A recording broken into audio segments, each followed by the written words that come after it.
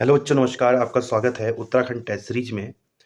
जैसा कि हम एक बैच चला रहे हैं जिसको हमने टारगेट बैच नाम दिया है, और ये बैच आपका उत्तराखंड बीपीटीओ वीडियो पटवारी लेखपाल री एग्जाम के लिए काफ़ी महत्वपूर्ण साबित होने वाला है। ये बैच उसी के लिए डिजाइन किया गया है और उसी एग्जाम को मद्देनजर रखते हुए इस बैच को चलाया जा रहा है। जैसा कि आपको पता है कि आयोग द्वारा जारी कैलेंडर में 17 मई की डेट निर्धारित की गई है एग्जाम के लिए।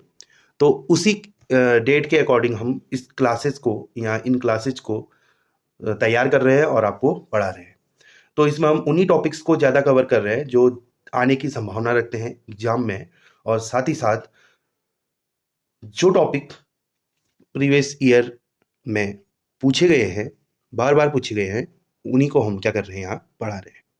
तो ये एक प्रकार से आपका रिवीजन है, और साथ ही साथ हम आपको होमवर्क भी दे रहे हैं और उम्मीद करते हैं कि आप उस होमवर्क को ज़रूर पूरा कर रहे होंगे।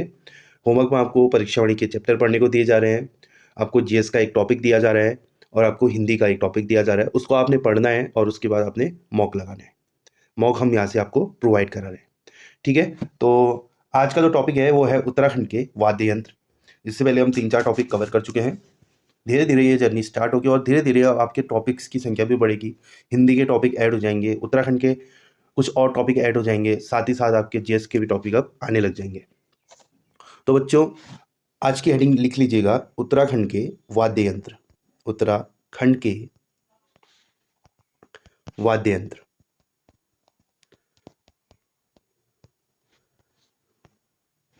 ठीक।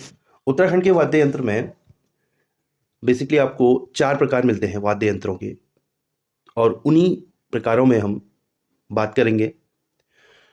तो पहला जो प्रकार है वो है आपका घन वाद्य यंत्र। घन वाद्य यंत्र। पहले मैं प्रकार बता देता हूं आपको। पहला आ गया घन वाद्य यंत्र। तो घन वाद्य यंत्र या ठोस वाद्य यंत्र भी देखने को मिलेगा आपको। तो घन वाद्य यंत्र, ठोस वाद्य यंत्र या धातु वाद्य यंत्र, इन नामों से इसको जाना जाता है। और ये ऐसे वाद्य यंत्र होते हैं जो धातु के बने होते हैं, ठीक है। तो अगर इसकी एक्सप्लेनेशन अगर देखोगे तो ऐसे वाद्य यंत्र जो धातु से बने होते हैं, धातु यानी कि मेटल से, धातु से बने होते हैं,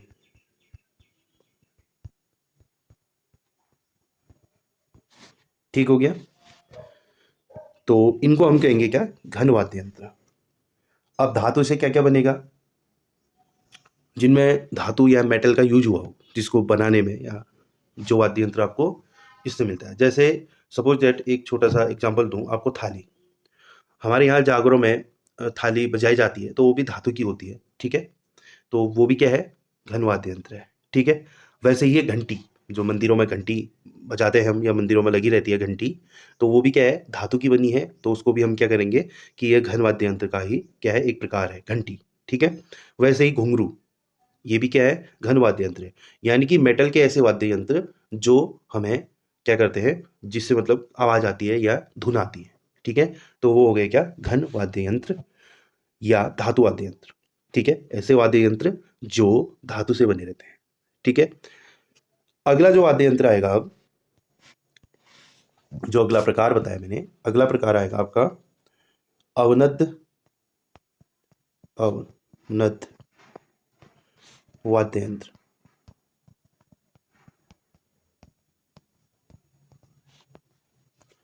अगला आएगा आपका अवनद वाद्य यंत्र, ठीक। एक चीज करता हूं मैं, इन्हीं के साथ आपको इसके धातु वाद्य यंत्र का पूरा वो बता देता हूँ, या ऐसा करता हूँ इनके टाइप बता देता हूँ, वो ठीक रहेगा। पहले प्रकार बता देता हूँ, उनके बारे में बात कर लेते हैं, फिर जो जो हमारे इंस्ट्रूमेंट आते हैं उनके बारे में बात करेंगे, वो ठीक रहेगा, ठीक है। तो आप ये ना सोचे कि धातु में 2 ही 3 बता दिए सर ने, मेन मेन बताई नहीं। वो मैंने बचा के रखा है कि आपको एक अच्छे से, मतलब इसी में आगे बताता हूँ भी जस्ट। तो पहले ये प्रकार पढ़ लेते हैं, ठीक है। तो अवनद वाद्य यंत्र, ये ऐसे वाद्य यंत्र होते हैं जिनको बनाने में चमड़े का प्रयोग होता है, या जो चमड़े से बने होते हैं, या चर्म से बने रहते हैं, ठीक है। कहीं आपको मिलेगा चमड़ा या चर्म, यानी कि खाल, जिसमें खाल का यूज़ होता है, ठीक है। अब वो खाल बकरी की हो सकती है, बारहसिंगा की हो सकती है, भैंस की खाल यूज़ होती है, ठीक है। तो अलग अलग इंस्ट्रूमेंट में अलग अलग खालें यूज़ होती है। तो जिन वाद्य यंत्रों को बनाने में चमड़े का प्रयोग होता है, या जो वाद्य यंत्र चमड़े से बने होते हैं, उसे हम अवनद्य वाद्य यंत्र कहते हैं। ठीक हो गया, क्लियर हो गया होगा ये। इसमें जैसे हुड़का हो गया, ढोलकी हो गया, ठीक है, इसके भी कई एग्जाम्पल हैं, ठीक है। तो उनको हम आगे डिस्कस करेंगे। तो आपको समझ आ गया होगा कि अवनद्य वाद्य यंत्र कौन से होते हैं। ठीक हो गया। अगला वाद्य यंत्र है सुशिर वाद्य यंत्र। तो अगले वाद्य यंत्र की बात करते हैं। तो अगला वाद्य यंत्र आएगा सुशिर वाद्य यंत्र। तो सुशिर वाद्य यंत्र ऐसे वाद्य यंत्र हैं जो मुंह से बजाए जाते हैं, ठीक है। यानी कि ऐसे वाद्य यंत्र जो मुंह के हवा से बजते हैं, यानी कि फूंक मार के, जिनको फूंक मार के बजाया जाता है। सुशिर वाद्य यंत्र को फूंक वाद्य यंत्र भी बोला जाता है। फूंक वाद्य यंत्र, ठीक। ऐसे वाद्य यंत्र जो मुंह से बजाए जाते हैं, जैसे बांसुरी, ठीक है, मशक बीन, और आपका रणशिंगा, ठीक है। ऐसे अन्य वाद्य यंत्र है, समझ गए होंगे, जो हम फूंक मार के या मुंह से बजाते हैं, उनको बोलते हैं सुशिर वाद्य यंत्र। आपको समझ आ गया होगा। अब बात करते हैं चौथे वाद्य यंत्र की, जो मैंने चौथा प्रकार मैंने बोला था, 4 प्रकार होते हैं। अगला वाद्य यंत्र है तांत वाद्य यंत्र। चौथा वाद्य यंत्र हो जाएगा आपका तांत वाद्य यंत्र। अब इसमें आता है आपका कि ऐसे वाद्य यंत्र जिनको बजाने के लिए तार का प्रयोग होता है। लिख देता हूं, ऐसे वाद्य यंत्र जिनको बजाने में तार का प्रयोग होता है,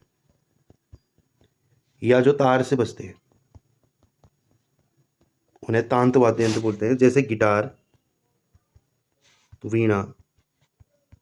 तो इसी प्रकार के जो अगले वो आएंगे, मतलब अन्य वाद्य यंत्र आएंगे, वो इसी कैटेगरी में आएंगे, किसमें, तांत वाद्य यंत्र में, ठीक है। तो जो मैंने 4 प्रकार बताए थे, वो अब मैंने आपको बता दिए, उनका मतलब बता दिया है। अब हम एक एक करके वाद्य यंत्रों के बारे में समझेंगे, जानेंगे, ठीक है। ज़्यादातर उतना वो तो नहीं है, मतलब कठिन नहीं है, आसान है चीज़ें। कुछ चीज़ें तो आपने सुनी होंगी, और कुछ चीज़ें आप एज्यूम कर लोगे कि हाँ, ये घन में आएगा, ये अवनद्य में आएगा, कौन सा सुसीर में आएगा, ठीक है। तो लेकिन अगर मैं उन नामों को एक बार डिस्कस कर लूँ, तो आपके माइंड में ये चीज़ें बैठ जाएंगी, और आप इनको एक बार, एक दो बार रिवीजन करोगे, तो आप एग्जाम टाइम में भूलोगे नहीं ये चीज़ें, ठीक है। तो क्लास को आगे बढ़ाते हैं, और अब लिखते हैं घन वाद्य यंत्र, यानी कि इसमें कौन कौन से वाद्य यंत्र आते हैं घन वाद्य यंत्र में, ठीक है। तो घन वाद्य यंत्र, तो इसमें कौन कौन से वाद्य यंत्र आते हैं तो देख लेते हैं। देखो, घन वाद्य यंत्र में पहला जो आएगा वो आता है वीणाई। वीणाई। दूसरा थाली, एग्जाम्पल में भी बताया था। तीसरा मंजीरा। मंजीरा, ठीक। अभी फोटो दिखाना पॉसिबल नहीं है मेरे लिए, क्योंकि गूगल में कई वाद्य यंत्रों की फ़ोटो मिल नहीं रही थी मुझे, ठीक है। तो मैं फिर भी एडिटिंग में क्या करूँगा, जैसे वीणाई है तो इसकी फ़ोटो लगा दूंगा, और नीचे वीणाई लिख दूंगा, ठीक। थाली तो पता ही है आपको, मंजीरा, इसकी फ़ोटो लगा दूंगा, तो आपको थोड़ा आइडिया मिल जाएगा कि हाँ, वीणाई कैसा दिखता है और मंजीरा कैसा दिखता है, ठीक है। लेकिन तुमने ये ध्यान में रखना है कि वीणाई अगर तुम्हें दिख रहा है और ये किस प्रकार का वाद्य यंत्र, प्रश्न आ रहा है कि वीणाई किस प्रकार का वाद्य यंत्र है, तो आपका आंसर रहेगा घन वाद्य यंत्र या धातु वाद्य यंत्र, ठीक है। मंजीरा, इसको बनाने में भी धातु का प्रयोग होता है, ठीक है। मंजीरा, मंजीरा मंजीरा को ही झांझ बोलते हैं, झांझ एक नाम और इसका झांझ, ठीक है। वीणाई वाद्य यंत्र, थाली, मंजीरा या झांझ एक ही चीज है, ठीक है, एक ही नाम है, इसी का नाम है झांझ। अगला आएगा कसेरी। कसेरी, ठीक है। घंटी मैंने बता दिया आपको, ठीक है, लिख देता हूं फिर भी, घंटी, ठीक। करताल। करताल। और अगला घुंघरू। और एक वाद्य यंत्र आता है खजड़ी। खजड़ी। अब जिन जिन के पॉसिबल होंगे मैं उनका नाम और फोटो एडिटिंग में लगा दूंगा, ठीक है, और आप उसको देख लीजिएगा, ठीक। उनकी अगर फोटो या चित्र देखने को मिल जाएगा तो थोड़ा बहुत आपको आइडिया मिल जाएगा कि हाँ ये वाद्य यंत्र इस प्रकार का दिखता है, ठीक है। ऐसे पेपर में ये नहीं कहेगा कि किस प्रकार का दिखता है, वो ये बोलेगा कि ये धातु वाद्य यंत्र है या घन वाद्य यंत्र है या कौन सा घन या धातु वाद्य यंत्र है, इस प्रकार से प्रश्न आएगा, ठीक हो गया। अब तो थाली के बारे में मैंने तुम्हें बताया था कि जागर में क्या होता है, प्रयुक्त होता है कौन सा, जो थाली बजाते हैं वो, इसको बोल सकते हो तुम धार्मिक कार्यों में, धार्मिक कार्यों में, जैसे जागर, जागर में इस्तेमाल होता है, ठीक है, थाली। वैसे ही होने को तो जितने भी वाद्य यंत्र हैं लगभग धार्मिक कार्यों से जुड़े ही रहते हैं, ठीक है, जैसे ढोल हो गया और क्या कहते हैं अन्य भी हैं जैसे, तो उनका मतलब एक मतलब थोड़ा बहुत रहता ही है कि आपके धार्मिक कार्यों से उनका रिलेशन रहेगा ही रहेगा। लेकिन अगर पर्टिकुलर जैसे मतलब कोई चीज़ें हैं तो उनके बिना मतलब धार्मिक कार्य संपन्न नहीं होते। जैसे थाली है, अगर आपने जागर देखे होंगे आपने गाँव में लगते हैं, हर हर हर साल लगते हैं, तो वहाँ देखे होंगे कहीं ना कहीं एक बार तक देखे होंगे। तो जो जागर लगते हैं हमारे यहाँ, क्योंकि मैं कुमाऊँ रीजन से हूँ और पिथौरागढ़ से हूँ, तो हम उनको खेला बोलते हैं, खेला खेला लगते हैं हमारे यहाँ, ठीक है। वैसे जागर बोलते हैं लेकिन हम अपने उसमें भाषा में खेला बोलते हैं, खेला। तो उनमें क्या होता है कि थाली के बिना वो मतलब अधूरा है, वो चाहिए ही चाहिए, अगर वो नहीं बजाएंगे तो देवता नहीं आएगा, धामी कांपेगा नहीं, थाली नहीं बजाएंगे तो थाली की अहमियत है इसमें, ठीक है। तो इसीलिए मैंने इसको पर्टिकुलर इसको लेके मैंने बताया कि ये जागर में यूज़ होता है और धार्मिक कार्यों से क्या है इसका रिलेशन है, किसका, थाली का, ठीक है। तो ये वाद्य यंत्र आप नोट कर लीजिएगा और इनको याद कर लीजिएगा। तो अगले वाद्य यंत्र में आते हैं। तो अगला वाद्य यंत्र है अवनद्य वाद्य यंत्र।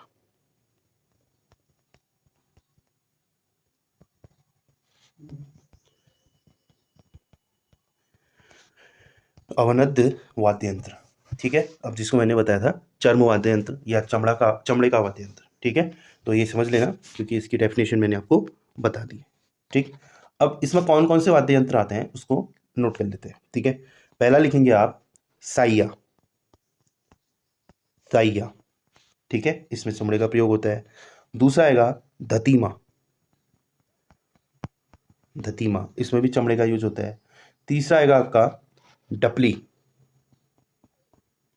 ठीक है, डपली देखी होगी, गोल होता है और एक साइड लगा रहता है, एक साइड नहीं लगा रहता है, ठीक है, डपली। वैसे ही तबला,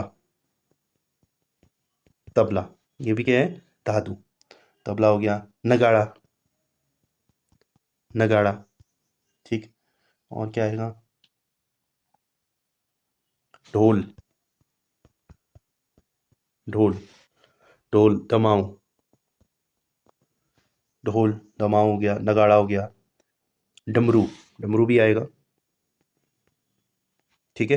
खैर ये ढोल दमाऊ डमरू नगाड़ा ये चीज़ आप समझ जाओगे, डपली ये चीज़ समझ जाओगे कि हाँ इसमें क्या है, ये अवनद्य यानी कि चमड़े का इस्तेमाल होता है जिसमें, वो वाद्य यंत्र है।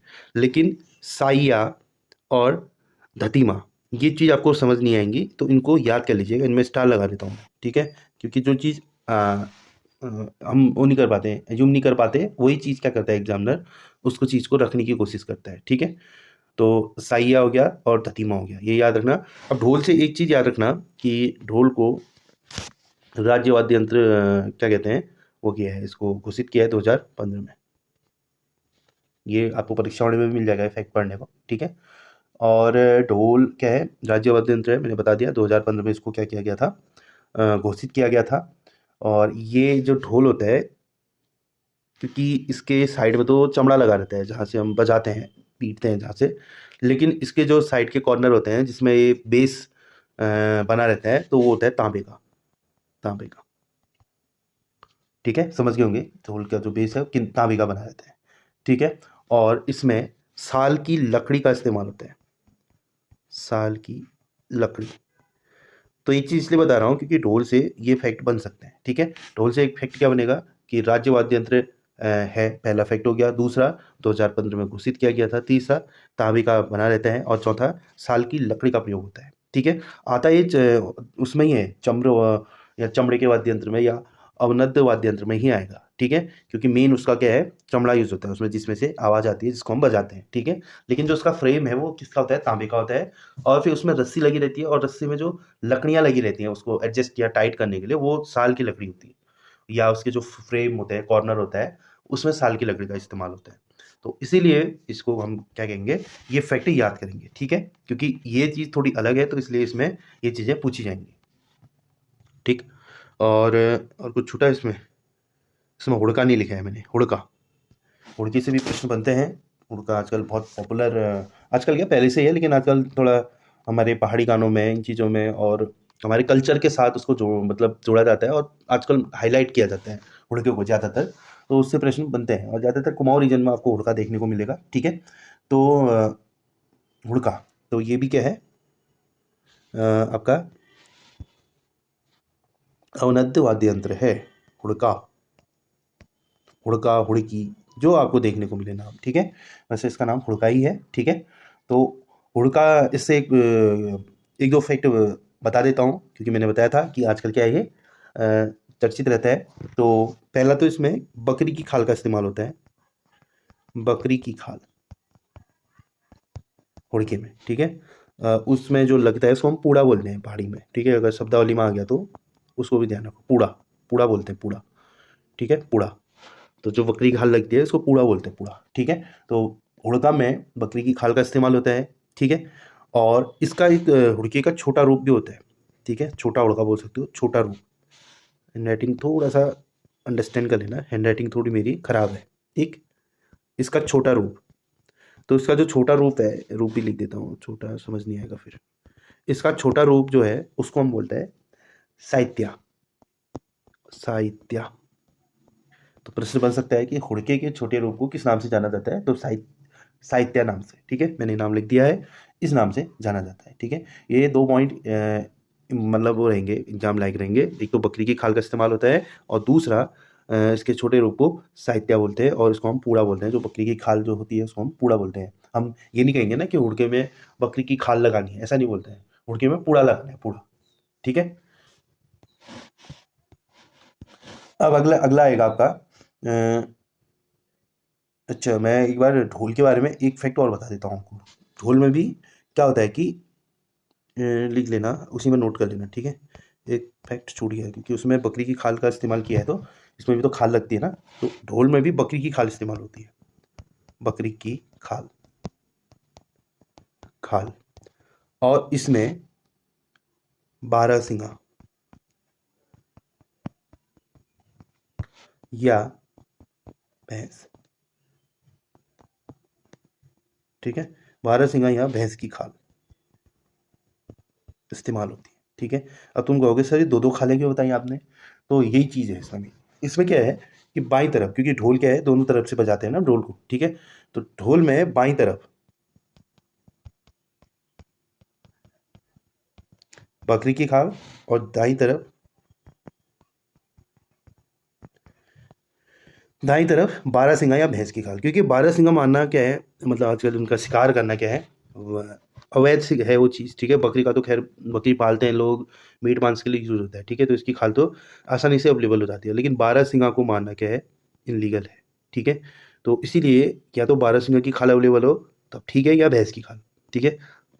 तो इन दोनों में से किसी भी की खाल, क्योंकि भैंस जब मर जाती है उसके बाद उसकी खाल निकाल दी जाती है। अब क्योंकि बारहसिंगा को पालते नहीं है ना, पालतू नहीं है ये तो जंगल में शिकारी करेंगे तब मिलेगी, या मरा हुआ बारहसिंगा मिलेगा तभी पॉसिबल है। तो इसलिए बारहसिंगा या भैंस की खाल का इस्तेमाल होता है दाईं तरफ, बाईं तरफ बकरी की खाल का इस्तेमाल होता है, ठीक है। तो ये आपका क्या हो गया, अवनद्य वाद्य यंत्र के क्या हो गए, प्रकार हो गए, या उसमें कौन कौन से वाद्य यंत्र आते हैं उनके बारे में क्या हो गया, डिटेल चर्चा हो गई, ठीक है। अब आते हैं सुशिर वाद्य यंत्र में, ठीक है, सुशिर वाद्य यंत्र। तो सुशिर वाद्य यंत्र में आपको एक चीज तो ये याद रखना है, क्योंकि मैंने स्टार्टिंग में बता दिया था कि ऐसे वाद्य यंत्र जो फूंक के द्वारा या फूंक मार के बजाए जाते हैं, ठीक हो गया। अब इसमें आते कौन कौन से, पहला अलगोजा, अलगोजा। दूसरा मुरली, ठीक है, मुरली बांसुरी की तरह होते हैं, बांसुरी अलग चीज है, मुरली अलग है शायद, हाँ, मुरली अलग है। मुरली श्री कृष्ण बजाते हैं, बांसुरी बांसुरी सीधे बजती है वो। ठीक है, मुरली साइड से बजती है, बांसुरी सीधे बजती है। ठीक है, तो मुरली आ गया, बांसुरी आ गई, बांसुरी। ठीक। और अर्धमुखी, एक एक नाम और है। अ, अर्ध बोल दिया मैंने, ऊर्ध्वमुखी। ऊर्ध्वमुखी, ये भी क्या है, सुशीर वाद्य यंत्र है। ठीक है। भगरोरा, भगरोरा, ये भी सुशीर वाद्य यंत्र है। रणशिंगा, पेपर में पूछा जा चुका है एक बार। रणशिंगा आ चुका है एग्जाम में। ठीक है। रणशिंगा का ही दूसरा नाम है अंकोरा। क्या पता है इस बार ये पूछ ले, अंकोरा। ठीक है, रणशिंगा, अंकोरा। ठीक है, रणशिंगा ऐसा इस टाइप से होता है, ये इस टाइप से होता है, ये क्या है, ये बजाने वाला ऐसे होता है, इस टाइप से होता है रणशिंगा। ठीक है। अगला रणसिंगा हो गया था, अलगोजा, मुरली, मशक बीन, मशक बीन। ठीक है। और मशक बीन से एक फैक्ट इसी में बता देता हूँ साथ में, कि ये क्या है, यूरोपीय मूल का वाद्य यंत्र है। ठीक है, यह यूरोपीय मूल का वाद्य यंत्र है।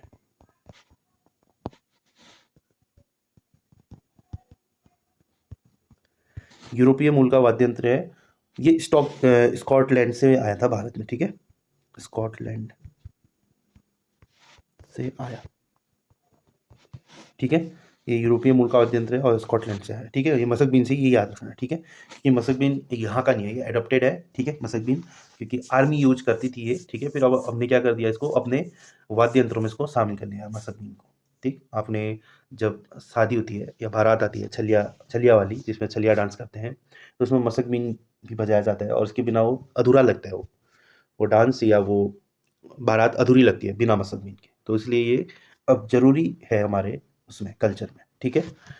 अगला अलगोजा हो गया था, मसकबीन हो गया था, उर्दूमुखी हो गया था, भकरोरा, रणसिंगा, तुरही,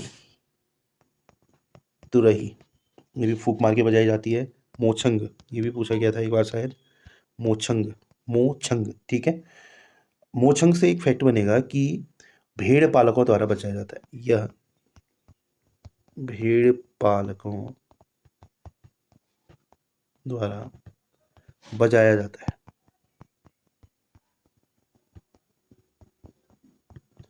मोचंगी क्या है, भेड़ पालकों द्वारा बजाया जाता है। ठीक है। नागफनी, नाग के फन की तरह दिखता है नागफनी, ये भी क्या है, सुशील वाद्य यंत्र है नागफनी। ठीक है, फूक के माध्यम से बजाया जाता है। ठीक है। शंख पता ही होगा आपको, शंख, ये तो हर कोई समझ लेगा कि हाँ ये क्या है, सुशील वाद्य यंत्र है। ठीक है, तो तुरई हो गया, मोछंग हो गया, नागफनी हो गया। ठीक है, और शंख हो गया। तो ये क्या है, हमारे सुशील वाद्य यंत्र है। ठीक है, एक आध अगर कोई छूट गया हो तो उसको हम कवर कर लेंगे संडे वाली क्लास में। तो फिलहाल के लिए ये है हमारे सुशिर वाद्य यंत्र। वैसे कोशिश की है कि कोई फैक्ट ना छूटे, फिर भी अगर बाय द वे कोई गलती से छूट गया। ठीक है। अब लास्ट आता है आपका तांत वाद्य यंत्र। तांत वाद्य यंत्र, वाद्य यंत्र। तो तांत मैंने बताया था जो तार वादक होते हैं। ठीक है, इससे मैं आगे लिख दो, तार वादक, तो तार से बजते हैं। ठीक है, और इसमें आता है सारंगी, सारंगी, एक तारा, ऐसे ही होता है दो तारा, दो तारा। ठीक है, एक तारा होता है कि जिसमें सिर्फ एक वायर होती है, एक वायर होती है, उसी में हम क्या करते हैं, उसको बजाते हैं। दो तारा में सिर्फ दो वायर होंगी। ठीक है, तो क्या होगी, दो तारा। ठीक है, नाम से ही क्या हो रहा है, ज्ञात हो रहा है, एक तारा दो तारा। ठीक है। वीणा, वीणा आपने माँ सरस्वती की फोटो देखी होगी, तो वो वीणा बजाती है माँ सरस्वती, उनकी फोटो के सामने वीणा देखा होगा आपने। ठीक है, वही है वीणा। ठीक है। गिटार आजकल बहुत लोग बजाते हैं, शौकीन है बहुत लोग गिटार बजाने के, तो गिटार तो आप सभी जानते होंगे। ठीक है। अब मैं एक चीज़, थोड़ा एक फैक्ट सारंगी के बारे में बता देता हूँ। ठीक है, सारंगी क्या है, ये तार वादक यंत्र है, बताया था ना मैंने, अभी जस्ट बताया था। ठीक है, सारंगी। तो उत्तराखंड में क्या करते हैं इसको, नाच गायन करने वाली जाति है बद्दी, और लिख देता हूँ बद्दी, बद्दी एंड कर देता हूँ मिरासी, बद्दी और मिरासी जनजाति, जाति लिख देता हूँ, जनजाति में फिर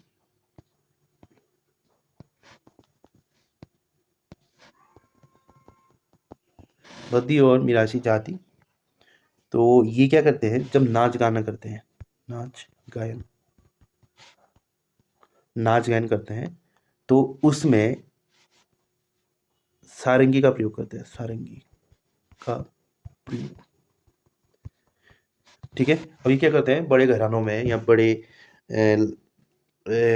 मतलब फंक्शन पे या किसी बड़े घरानों में क्या करते हैं, नाच गाना करते हैं। ठीक है, एंटरटेन के लिए। तो उसमें ये क्या करते हैं, इस वाद्य यंत्र का प्रयोग करते हैं, सारंगी का। ठीक है। अब सारंगी से फैक्ट बन सकता है कि सारंगी वाद्य यंत्र को किस जाति के लोगों द्वारा बजाया जाता है, तो बद्दी और मिरासी। ठीक है, मैंने बताया था। तो शायद मैंने लोकगीत में आपको बताया होगा कि बद्दी और औजी जनजाति के लोग क्या करते हैं, गाना गाते हैं, बताया था ना। तो उत्तराखंड में ज़्यादातर लोकगीत बद्दी और औजी जनजाति के द्वारा गाया जाता है। और ये क्या करते हैं, अपने जजमानों या ब्राह्मणों के घर जाके नाच गाना करते हैं, शुभ अवसरों पर, धार्मिक कार्यों पर। ठीक है। मतलब ऐसे, मतलब बड़े मौक़ों पर ये क्या करते हैं, नाच गाना करते हैं, और उन बदले में उनसे क्या मिलता है, उनको अनाज, पैसा, अन्य चीज़ें मिलती हैं, उपहार वगैरह मिलते हैं। ठीक है। तो यही लोग क्या करते हैं, इस सारंगी का इस्तेमाल करते हैं बजाने में, क्योंकि बिना इंस्ट्रूमेंट के आदमी डांस नहीं करेगा ना, गाना नहीं गाएगा। तो ये सारंगी को क्या करते हैं, इस्तेमाल करते हैं। ठीक हो गया। तो ये हो गया आपके वाद्य यंत्र। और कुछ फैक्ट अगर छूटा हो तो संडे वाली क्लास में कर लेंगे। ठीक है। एक चीज़ मेरे छूट गया है शायद, मतलब जो मेरे को ध्यान में आ रहा है, डौर। डौर में, क्योंकि मैंने अभी थाली के बारे में बताया था आपको ना, तो उसको डौर बोलते हैं, डौर। डौर, ये ब्रैकेट में देता हूँ, थाली। नहीं नहीं, डौर थाली नहीं है, थाली अलग चीज़ है, डौर अलग है। मैं इसको दोबारा लिख देता हूँ।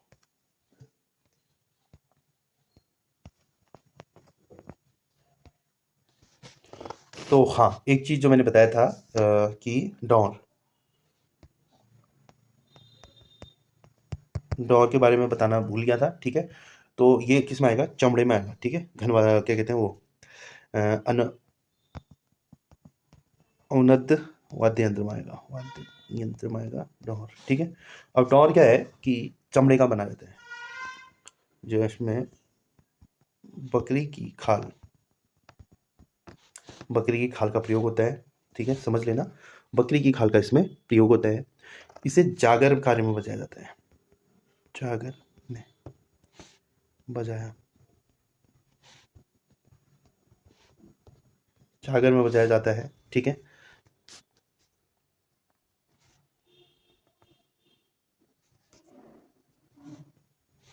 और एक पॉइंट लिखना कि डौर वाद्य यंत्र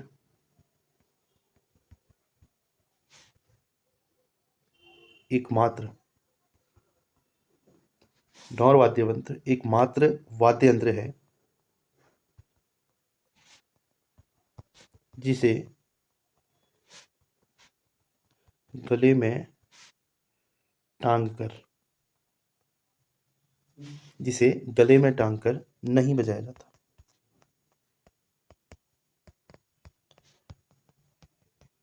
ठीक है, जैसे ढोल को गले में टांग के बजाते हैं हम, दमाओं को गले में टांग के बजाते हैं। ठीक है। तो जितने भी ये चमड़े वाले हैं, लगभग हम गले में, हुड़का गले में टांग के बजा सकते हैं उसको। ठीक है। लेकिन डौर एकमात्र है जिसे गले में बांध के नहीं बजाया जा सकता, इसे घुटनों के बीच फंसाकर बजाया जाता है। इसे घुटनों के बीच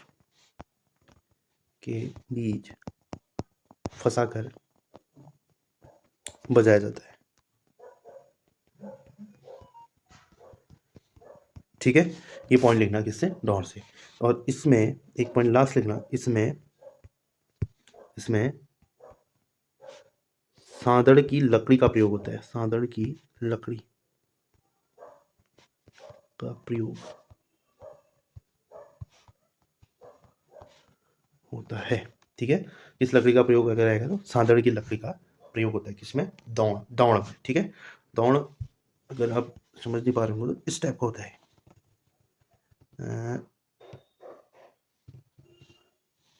ये इस टाइप का होगा, ये इस टाइप का, ये चित्रकारिता ऐसी है मेरी थोड़ी। ठीक है, तो इस टाइप का होता है। अब यहाँ खाल लगी रहती है, इस साइड भी खाल लगी रहती है, यहाँ लकड़ी का बना रहता है ये, और ये बजाता है घुटनों में, इसमें गले में लटकाने के लिए कुछ नहीं होता, और ये जागरों में यूज होता है, जागरों में। ठीक है। और हुड़का भी इसी टाइप का होता है, हुड़का इस टाइप से होता है, इस टाइप से होता है हुड़का, बीच में इस टाइप से होगा, और एक साइड थोड़ा छोटा होता है, एक साइड बड़ा होता है। ठीक है, एक साइड बराबर नहीं होता, ये छोटा, एक साइड छोटा होगा तो एक साइड बड़ा होता है। तो यहाँ यहाँ बकरी की खाल लगी रहती है, ऐसे इसमें रस्सी से इसको टाइट किया रहता है, एडजस्ट करने के लिए होता है, और यहाँ से एक रस्सी होगी तो गले में जाएगी। तो ये है उड़का। अच्छा नहीं बना ये चित्र। ठीक है।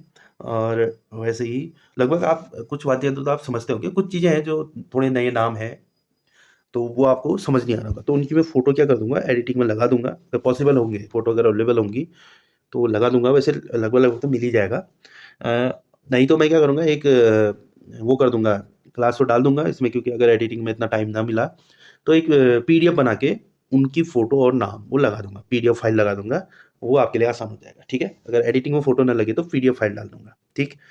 तो आपका, आपकी जो क्लास है, छोटा सा टॉपिक था आज, आज की क्लास खत्म होती है उत्तराखंड की। जो मैंने आज टॉपिक चूज करा था कि उत्तराखंड के वाद्य यंत्र, क्योंकि ज़्यादातर इस बीच में देखना आप, से 4-5 साल के अगर पेपर उठा के देखोगे, या 4-5 साल तो क्या कहूँ, साल तो ज़्यादा हो जाता है, मतलब प्रीवियस ईयर, मतलब आप देखना कि पिछली बार वीडियो का पेपर हुआ था, उससे पहले कनिष्ठ सहायक का हुआ था, फिर पुलिस का एग्ज़ाम हुआ था, या 3-4-5-6 एग्ज़ाम के पेपर उठा के देखना। तो उसमें क्या कर रहा है कि आर्ट एंड कल्चर टॉपिक को, ठीक है, मैं थोड़ा इसको डिस्क्राइब कर लेता हूँ। आर्ट एंड कल्चर या संस्कृति, मैं हिंदी अभी ऐसे लिख देता हूँ, ठीक है, अभी हिंदी ट्रांसलेट करना नहीं आ रहा मुझे। आर्ट एंड कल्चर समझ लो, आर्ट एंड कल्चर। ठीक है, इससे मतलब बहुत प्रश्न आ रहे हैं, उत्तराखंड में प्रश्न आते हैं इससे। अटल कल्चर में आ गया, अब इसके बाद आप क्या पढ़ोगे, चित्रकारिता यानी कि लोक चित्र, या उत्तराखंड के चित्रकार, उनके बारे में पढ़ोगे, उन्होंने कौन कौन से चित्र बनाए। ठीक है, कि कौन सा चित्र किस बारे में बात करता है, ये पढ़ोगे। बहुत लंबा टॉपिक है आर्ट एंड कल्चर। ठीक है, तो तभी मैंने अपना जो प्लान बना रखा है, ये बना के पहले भाई बच्चों को आर्ट एंड कल्चर वाले टॉपिक में जितने भी वो आते हैं, टॉपिक आते हैं, उनको करा दूँ, है ना। आर्ट एंड कल्चर पढ़ लोगे, उसके बाद तो कई चीज़ें ऐसी हैं ना तुमने पढ़ रखी हैं, क्योंकि तुम पहले एग्जाम दे चुके हो, तो तुम पढ़ के आए हो, तुम ऐसे तो नहीं हो कि खाली मुंह उठा के आ गए हो। ठीक है, मेरी बातों को दिल पे मत लेना, लेकिन मैं ये बता रहा हूँ कि तुम पढ़ चुके हो, तभी तो तुमने पेपर दिया होगा, जो वीडियो का पहले हुआ था, क्योंकि बैच तो वीडियो के लिए बने हैं ना, और तुम लोग जुड़े हो तो वीडियो के लिए जुड़े हो शायद। तो वीडियो एग्जाम अगर फोकस में है तो भैया ये चीज़ें तुमने पढ़ी होंगी, अगर नहीं पढ़ी है तो फिर फायदा नहीं है ना, फिर तुम सोचोगे कि चलो सर ने प्रॉमिस कर रखा है इसमें हो जाएगा, हो जाएगा, क्योंकि तुम पढ़ चुके हो, बेसिक चीज़ें तुम्हें क्लियर है, परीक्षा वाणी तुमने 2-3 बार पढ़ी होगी। तो नहीं पढ़ी है तो अभी वार्निंग है, समझ लो। आज कितनी है, 4 अप्रैल, APRIL, अप्रैल का चौथा दिन है, 4 तारीख हो गई आज। ठीक है, तो लगा लो दिन, काउंट कर लो। तभी मैं होमवर्क दे रहा हूँ, मैं होमवर्क इसलिए दे रहा हूँ ताकि बच्चे ने नहीं पढ़ा, मान लो तुम वो पेपर तुम ऐसे दे के आ गए, मान लो तुम लोगों ने पढ़ाई नहीं करी, लेकिन अभी से अगर अभी भी पढ़ोगे तो अभी बहुत टाइम होता है भाई, 1 महीना, 30 दिन, 45 दिन बहुत होते हैं। मतलब लोगों को लगता है कि क्या ही हो जाएगा, बहुत कुछ हो जाता है, करना चाहो तो बहुत कुछ। तुम्हारे पास 24 घंटे हैं, 24 घंटों में तुम, मैं बीच में परसों एक क्लास में भी बताया था, तुम ही लोगों को बताया था कि 12-12 में डिवाइड कर दो, 12 घंटे जो करना है वो करो, 12 घंटे पढ़ाई कर लो। ठीक है, तो अपने टाइम अपने शेड्यूल को बना लो, अच्छे से बना लो, और उसको इम्प्लीमेंट करो। और यहाँ से जो काम दिया जा रहा है, अगर मुझसे जुड़े हो और चाहते हो कि सिलेक्शन हो जाए, इस बार मुझे कैसे भी सिलेक्ट होना है, और 2026 गोल्डन है, गोल्डन चांस है 2026 का, उसके बाद तो तुम भूल जाओ कि कोई फॉर्म आएगा और एग्ज़ाम होगा, नहीं होगा। ठीक है, क्योंकि इलेक्शन है अगले साल, तो इस साल जितने भी एग्ज़ाम होने हैं, एग्ज़ाम करा देंगे, फॉर्म निकाल देंगे, उसमें पेपर करा देंगे, रिजल्ट का तो फिर कोई अता पता नहीं हुआ, खैर, लेकिन एग्ज़ाम करा देंगे आपका, ये ज़रूर है, इलेक्शन से पहले एग्ज़ाम हो जाएंगे आपके, ज़रूरी एग्ज़ाम हो जाएंगे, और शायद एक दो का रिजल्ट भी दे दें, और फिर जो आपकी आगे की प्रक्रिया है वो शुरू होगी। लेकिन उसके लिए तुम लोग तैयार नहीं रहोगे तो कोई फ़ायदा नहीं है, कोई और हाथ मार देगा, कोई और बाजी मार लेगा, तुम देखे रह जाओगे। ठीक है, तो इस बैच का उद्देश्य ही यही है कि चलो 20-25-30 बच्चे जितने भी जुड़े हैं हमारे पास, तो उन बच्चों को कुछ ना कुछ तो मिले, है ना। अगर मान लो तुम 30 बच्चे हो, तुम 30 में से 30 सिलेक्ट हो जाते हो, तो मान लो 200-250 पोस्टें हैं, 30 बच्चे यहाँ से आ रहे हैं मेरे यहाँ से, तो मेरे को तो खुशी मिलेगी ना, मेरे को तो लगेगा चलो यार मेरी मेहनत सफल हो गई, मेरे पढ़ाए हुए बच्चे आज सेलेक्ट है, अपने जो कर रहे हैं, लाइव बना रहे हैं, आगे तुम्हारा फ्यूचर है, तुम्हारे बच्चे बच्चे मतलब बच्चे इन द सेंस तुम्हारे छोटे भाई बहन हैं, उनका फ्यूचर है, ठीक है। इन फ्यूचर तुम्हारी फैमिली होगी, उनके तुम्हारे अब खुद के बच्चे होंगे, उनका फ्यूचर सब तुम्हारे हाथ में है। तुम यहाँ से अगर यहाँ तुम अगर वो कर दोगे, हार मान जाओगे, तो तुम्हारा फ्यूचर तो फिर बहुत दिक्कत में आ जाएगा, है ना। माचिस की तिल्ली का वो एग्जाम्पल देखा होगा ना, कि माचिस की तिल्ली कतार में लगी रहती है, और एक तिल्ली को आग लगाते हो तो ऐसे सारी तिल्लियाँ जलती हैं। तो वही है, अभी तुम माचिस की तिल्ली की तरह हो, तुम कतार में लगे हो, आग लगी है लगी है लगी है, तुम तक पहुँचने वाली है। अगर तुमने वक्त रहते वहाँ से हटे नहीं, तुमने अपनी लाइन चेंज नहीं करी, तुम उसी लाइन में रहे जिस लाइन में तुम्हारी परिवार के लोग या तुम्हारी पीढ़ी के लोग चलते आ रहे हैं, क्योंकि पहाड़ में तो नौकरी मिलना बड़ा टफ हो रहा है उत्तराखंड में, है ना। उसी कतार में लगे रहे, तो अगर लाइन से हटे नहीं तो तिल्ली वो आग तुम्हें भी जला देगी, फिर आगे तुम्हारे आने वाले फ्यूचर को जलाएगी, वो जलाते ही रहेगी वो, जब तक तुम लाइन से हटो मत। तो वो तिल्ली बनो तुम हटने वाली, तुम वहाँ से साइड हट जाओ, वो आग वहीं रुक जाएगी, तुम तक नहीं पहुँचेगी, तुम बच जाओगे, और तुम्हारी नई लाइन शुरू होगी वहाँ से। और जो तुम्हारी नई लाइन होगी वो बहुत अच्छी होगी, तुम्हारे पास सब कुछ होगा, फ्यूचर होगा बढ़िया सा, और सब कुछ होगा, सेटल होगा पूरा। और ये टाइम अच्छा टाइम है 2026 का। इसके बाद वीडियो एग्ज़ाम, जैसे मतलब वीडियो एग्ज़ाम हो जाता है, उसके बाद करनी सैक की तैयारी है, उसके बाद पुलिस वाले बच्चे हैं जो पुलिस के और है पोस्ट आनी, उसके बाद अन्य और भी विभाग हैं पोस्ट आने वाली हैं। अब एक दिन मैं तुम्हें एक वो वीडियो बना के दे दूंगा कौन कौन से पोस्टें भी आने वाली हैं अभी। तो ये मत सोचो कि तैयारी व्यर्थ जाएगी, तुम अगर जी जान से जी तोड़ मेहनत कर रहे हो, तो ये तैयारी तुम्हारी अभी बाय द वे काम ना आए तो आने वाले एग्जाम के लिए काम आएगी, ठीक है। लेकिन तुम शुरू तो करो।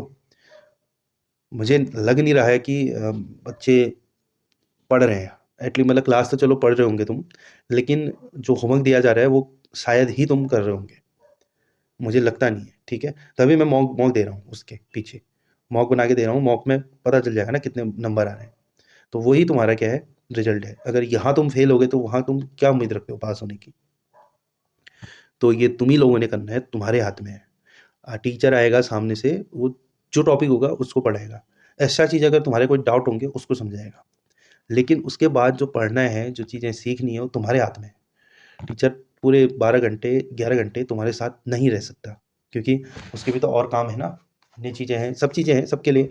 और क्या कहते हैं, मैं तो ये भी नहीं कहता कि भैया 12 घंटे 10 घंटे पढ़ो तुम, मैं तो कहता हूँ 5 घंटे पढ़ो ईमानदारी के, ठीक है। 5 घंटे की पढ़ाई इनफ है, लेकिन अच्छे से पढ़ो तब, है ना। 10 10 12 12 घंटे पढ़ के भी कुछ नहीं होता है। 5 घंटे पढ़ो, शांति से पढ़ो, अच्छे फ्रेश माइंड के साथ पढ़ो। मॉर्निंग में उठो, सबसे बढ़िया है तुम 3 बजे उठ जाओ, कोई दिक्कत नहीं है, तुम भले दिन भर सोए रहो, 3 बजे उठ जाओ, सुबह 3 बजे से पढ़ना स्टार्ट कर दो, जहाँ तक तुम्हारी वो हैबिट। सबसे बढ़िया है 3 बजे उठ जाओ, 3 बजे अपना फ्रेश हो जाओ, जो भी है अपना हाथ मुँह धो के सुबह बढ़िया रेडी हो जाओ। चाय वाय पीने के शौकीन हो तो चाय वाय भी पी लो, चाय कॉफ़ी जो भी पीते हो वो सब चीज़ कर लो। उसके बाद तुमने क्या करना है, अपने आसन में बैठना है, पढ़ाई करनी है, और तब तक नहीं उठना है जब तक टॉपिक्स क्लियर नहीं होते हैं, ठीक है। 3 बजे से अगर मैं तुमसे बोलता हूँ, सुबह 3 बजे उठ के तुम अपनी तैयारी करके 3 बजे से 12 बजे तक भी पढ़ते हो ना, तुम्हारा बढ़िया पढ़ाई हो जाती है और डिस्टर्ब भी नहीं होता इस बीच। 12 बजे तक नहीं भी जाओगे तो 11 बजे तक भी पढ़ लो, कोई डिस्टर्ब नहीं होता। जो मतलब सिर्फ पढ़ाई कर रहा है, कई बच्चे ऐसे भी होते हैं जो जॉब भी करते हैं साथ में, तो उनके लिए फिर अलग शेड्यूल है। लेकिन सबसे बढ़िया पीरियड लगता है मुझे 3 बजे से। थोड़ा टाइम से सो जाओ रात को, और जल्दी सुबह उठ जाओ, या फिर कैसे भी करके उठ जाओ और दिन में सो जाओ, फिर 12 बजे के बाद सो जाओ, है ना। हमारा काम ही क्या है, हमारा तो पढ़ना ही काम है बस। हमारा धर्म में सब चीज़ अभी पढ़ना ही है। अभी पढ़ाई करोगे तब जाके तुम्हें आगे सफलता मिलेगी। लोग भी तभी याद रखते हैं जब तुम काबिल हो या सफल हो। असफल आदमी को सब भूल जाते हैं। तो तुम्हारा स्ट्रगल का टाइम, तुम्हारी क्या कहते हैं, ईमानदारी, तुम्हारी सच्चाई, उसको कोई नहीं पूछेगा जब तक तुम सफल नहीं हो। अगर मान लो तुम असफल हो गए तो कोई तुम्हें याद नहीं रखे। तो आपने अपने आप को चेंज करना पड़ेगा इस टाइम के लिए, ठीक है। तो अपनी पढ़ाई पे फोकस कीजिए। आज का जो होमवर्क रहेगा वो आपको मिल जाएगा, ठीक है। और ऐप पे डेली मैं थोड़ा ऐप के बारे में बता देता हूँ, ठीक है। बच्चे कंफ्यूज भी रहते हैं। देखो, आपकी ये डेमो क्लास है, यूट्यूब में मिल रही है आपको, ये है डेमो क्लास।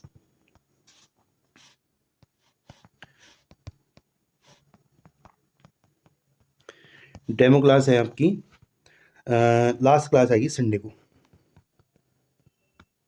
बस संडे को लास्ट क्लास। उसके बाद सारी क्लास आपकी ऐप पे आएंगी, उसके बाद सारी क्लासें ऐप में मिलेंगी, ठीक है। डेमो क्लासें हैं, ये यूट्यूब में इसलिए डाला था क्योंकि कई बच्चे क्या रहते हैं कि उनको पता नहीं रहता है कि एप्लीकेशन भी है, तो ऐप में यूट्यूब में इसलिए डाली थी क्लास। अगर आप यूट्यूब में अच्छे लग रहा है आपको क्लासें पढ़ना और सब चीज़ें ठीक लग रहा है तो आप ऐप में आओ, ठीक है। ऐप पे आओ और ऐप पे आपको देखो क्या क्या वो मिल रहा है। हमने क्या कर रखा है, मान लो आज चौथा दिन है, डे 4। डे 4 में जो टॉपिक पढ़ाऊंगा वो टॉपिक आ जाएगा उत्तराखंड के वाद्य यंत्र। ये टॉपिक मैंने पढ़ाया, ठीक है। इसी टॉपिक से रिलेटेड आपको मॉक मिल जाएगा, ठीक। मॉक मिल जाएगा यानी कि ये टॉपिक आपने मेरी क्लास में पढ़ा, ठीक है, और उसके बाद आपने मॉक लगाया, क्योंकि ये टॉपिक आपको समझ आया होगा तभी तो आप मॉक लगाओगे। और मॉक होगा आपका, मतलब जितने भी इसके संभावित क्वेश्चन बनते हैं, 20 प्रश्न, 25 प्रश्न, या 30 या 35, 40 क्वेश्चन भी हो सकते हैं, इतने भी हो, मतलब जितने भी इसके बनते हैं इस टॉपिक से, क्योंकि छोटा छोटा टॉपिक था तो 20 क्वेश्चन बनेंगे जैसे ज़्यादा। तो मान लो 20 क्वेश्चन का मॉक है, उसमें से तुम्हारे 17 नंबर आ गए तो ये समझो कि तुम्हारा टॉपिक क्लियर है। 20 में से 20 तो मैं चलो मैं नहीं कह सकता, लेकिन 17, 15, 16, 17, 18 ऐसे आ रहे हैं, तो ये समझ लो 20 में से तो ये टॉपिक क्लियर हो गया। अब दोबारा तुमने इस टॉपिक को छेड़ना ही नहीं है, कि ज़रूरत ही नहीं है उसकी। फिर क्या करोगे, लास्ट में वीकेंड यानी कि संडे के दिन इस टॉपिक को क्या करोगे, रिवीजन करोगे।